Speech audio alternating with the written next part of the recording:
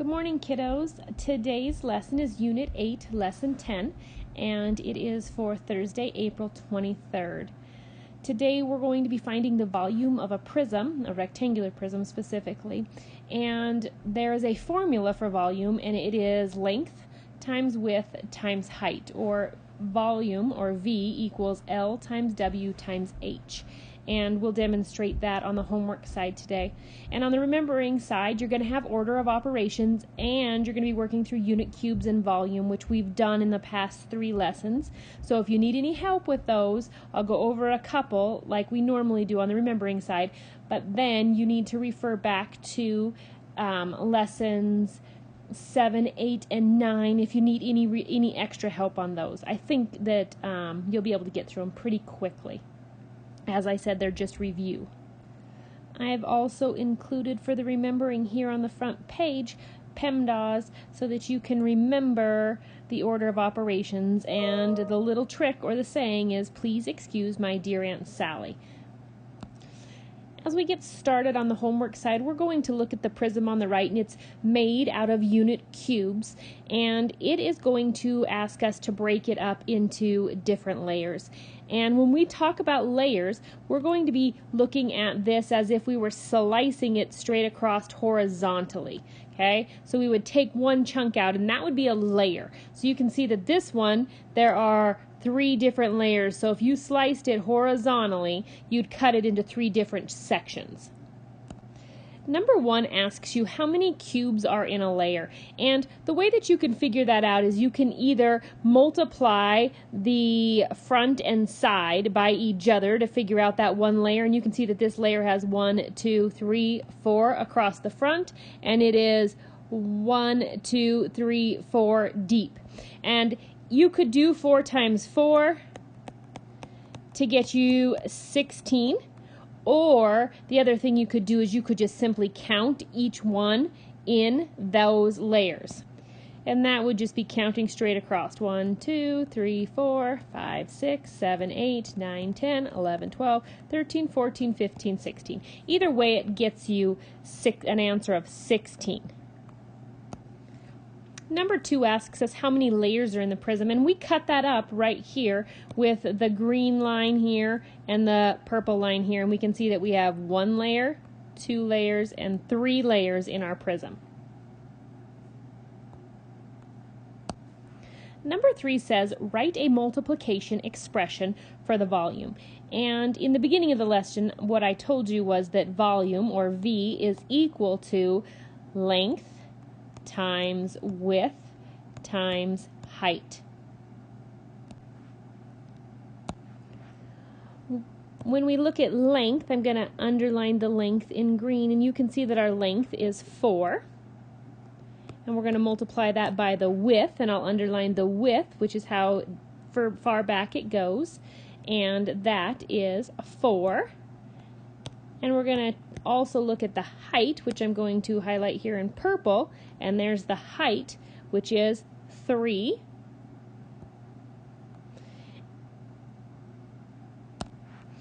And there would be our expression. Okay, number 3, write the multiplication expression for the volume. V for volume equals 4 times 4 times 3. Number 4 says, what is the volume of the prism? And all I need to do to find the volume of the prism is then just to solve my equation. And I know that 4 times 4 is equal to 16. And then I bring down my 3. And 16 times 3 is equal to 48. So my answer for number 4, the volume of the prism, is 48. And remember, when we're working with volume and cubic units here, we are looking at the label being 48 cubic units.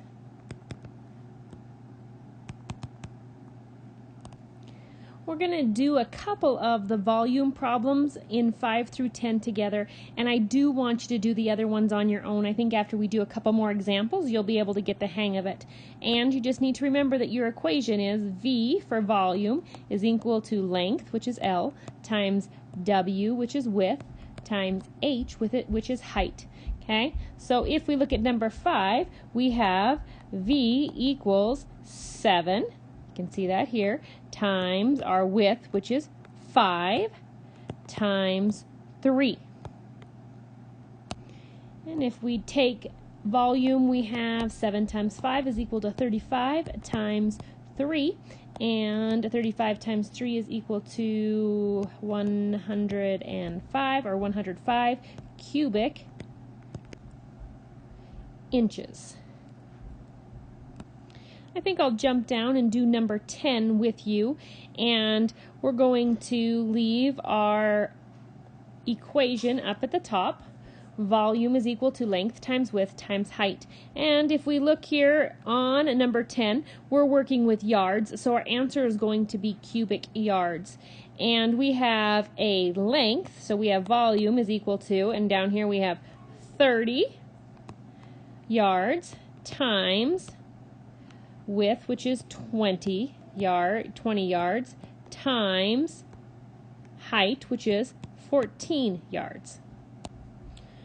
First thing we'll do is 30 times 20 is equal to 600 times 14, and 600 times 14 is equal to 8,400, and again our answer is in cubic yards.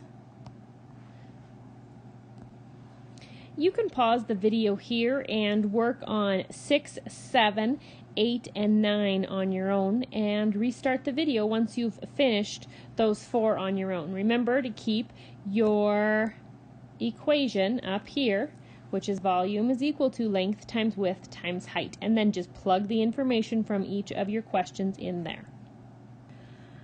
On the remembering side, on numbers 1 through 9, you have to follow the order of operations, and I included them up here in the top right-hand corner for you so that you can see the order of operations.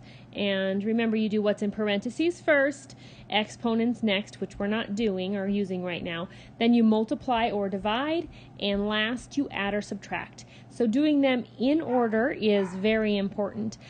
I think you will be just fine with these. I will do number 1 with you so that you can get an example, and if you have any questions you can let me know. When we look at number 1, we have 21 minus 6 plus 3 minus 6. So if we refer to our chart here, we can see that it's just add and subtract that we're working with here. So because they are in the same step, which is step 4 here, or the last step, you just move from left to right. And we have 21 minus 6. Well, 21 minus 6 is equal to 15. So I'm going to write it over here, 21 minus 6 plus 3 minus 6. So first thing we have is 21 minus 6, which is equal to 15. And then I just bring the other stuff down, plus 3 minus 6. And then I can go to my next level, and it's 15 plus 3 is equal to 18. Bring down my 6, 18 minus 6. And my last level, 18 minus 6, is equal to 12. And so your answer for number 1 should be 12. Olivia informed me that it'd be helpful to do one like number 6 with you guys. So I will go ahead and do an example of number 6 too. And in number 6, what we have is 5/8 minus 3 times 1/8. And if we refer to our chart again, the first thing we need to do is multiply. Okay, so we have that in step number 3. And the first part is going to be that multiply. Well, in order to multiply, that's what we have here. I'm going to circle it for you.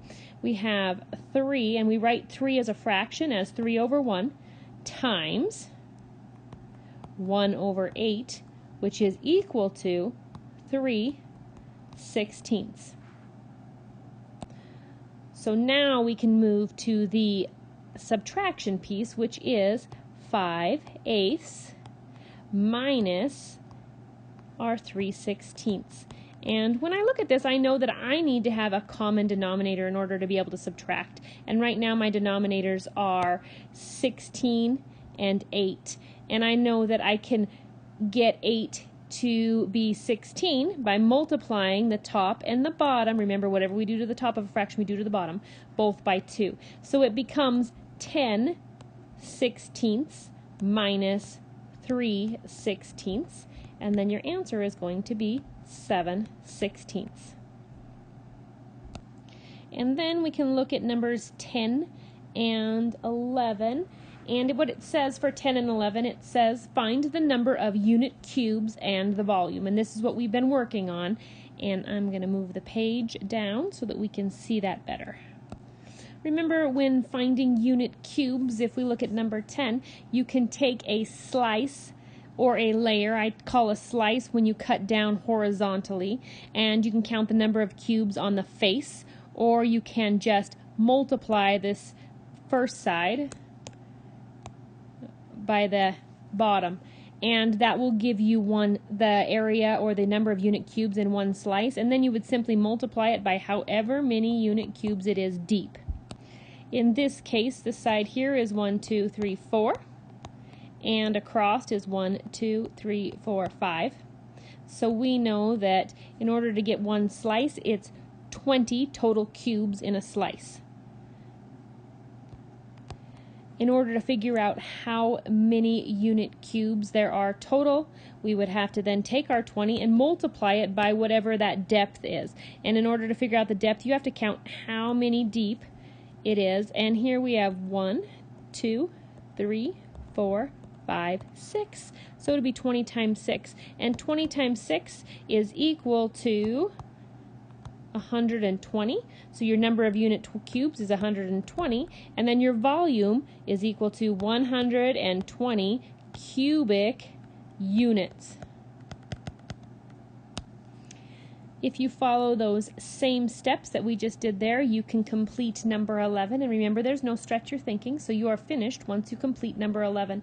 Get them to me as soon as you get them finished. I hope you're all doing well, staying healthy, and I really do miss you all. Take care of yourselves, and I hope to see you soon.